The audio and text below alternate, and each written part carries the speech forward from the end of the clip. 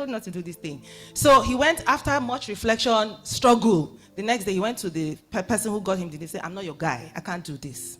Of course he lost it. He said, we'll get back to you. He lost the gig, And this is a boy who was just getting married. He needed the money. So there's all the pressure, all the, requirements for you to even be a responsible human being, responsible fiancé, responsible son, to do it that way. But he opted for obedience. He said, Adam, I kid you not, exactly 1 month later, something he had applied for, he doesn't even remember, that they suddenly called him and said, we want to give you this thing, go do this cleaning jobs in, I think, Accra. There were certain, high-rise they needed him to. What came to him, sir, his own profit, not the cost of operating the, executing the job, was 90 million.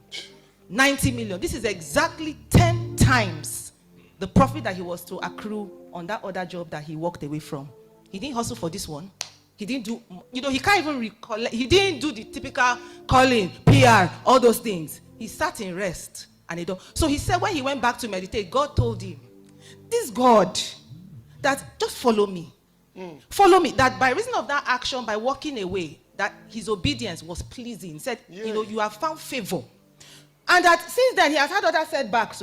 But that was his first, he said, goosebumps came, when you are like, man, you're in the big league now.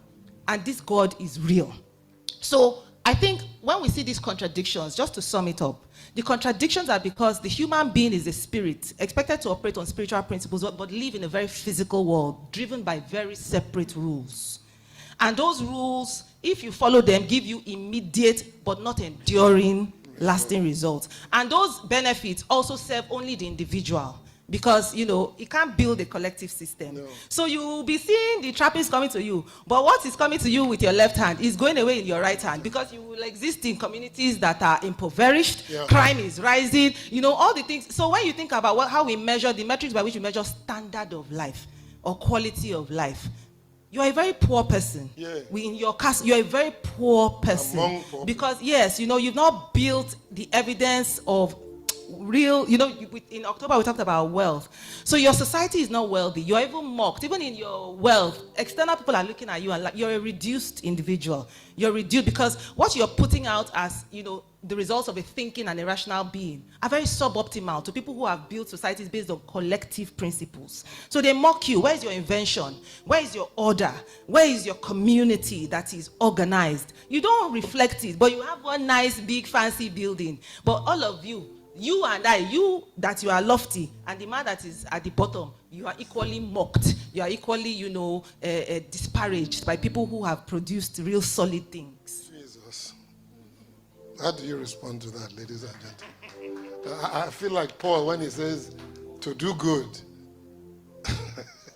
is what I want to do, but I cannot do good. Can you see that? You see the contradictions? Are you here? Are you getting anything out of this? Who's ready to wait for 90 million? I'm just looking at your faces. Who's ready to wait for 90 million? Doc, I spoke about this to you and when you came to my office a few weeks ago, and you immediately said to me that it's happening in our universities, it's happening in our country. I also think it's happening among our leaders who go abroad and see development and come back to Nigeria, and something switches off at Murtala Mohammed, Abuja Airport. Let's be more specific. What do you say? What would you build on this? Well, she's so beautifully presented the issue, setting up this dichotomy between the natural and the spiritual.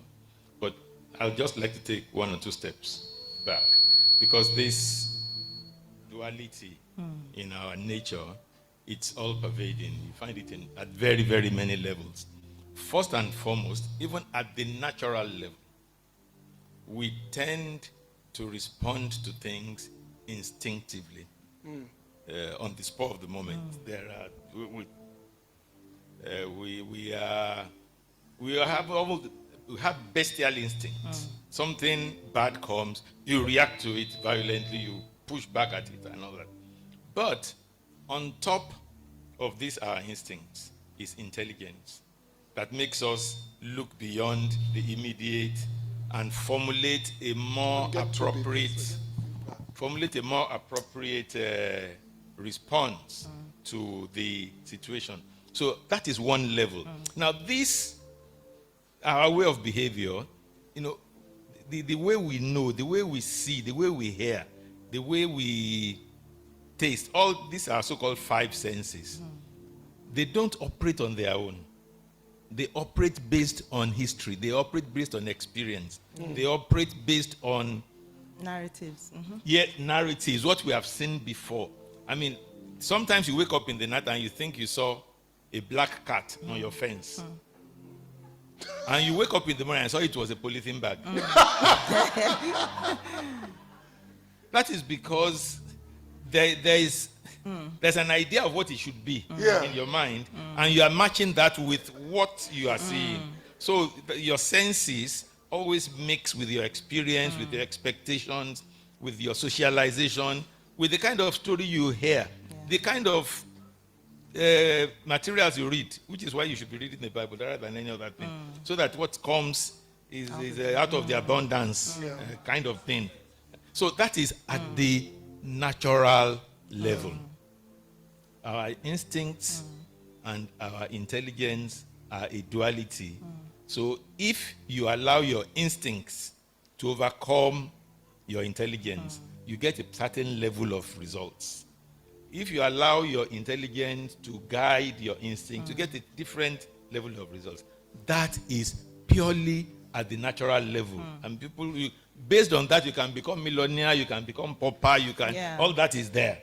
Now, the next level is the level that Mrs. Osai has already spoken about, the level of natural and the spiritual.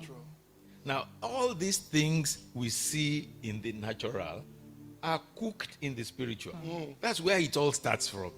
And if we do not understand, if we do not see from the spiritual perspectives, the apparent things, the things in our environment that we see are likely to mislead us, because they tend to suggest to us that it's not working, Joe. I'm just like she has said. If that gentleman went just with the natural, he will do what he was supposed to do.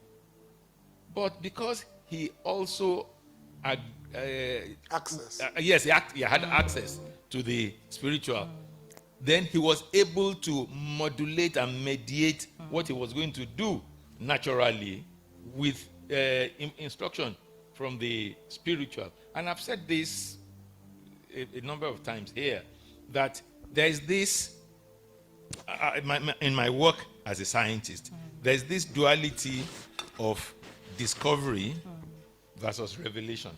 There are many things that I do in my work that I've discovered this. Oh, okay, so this is the way these things work.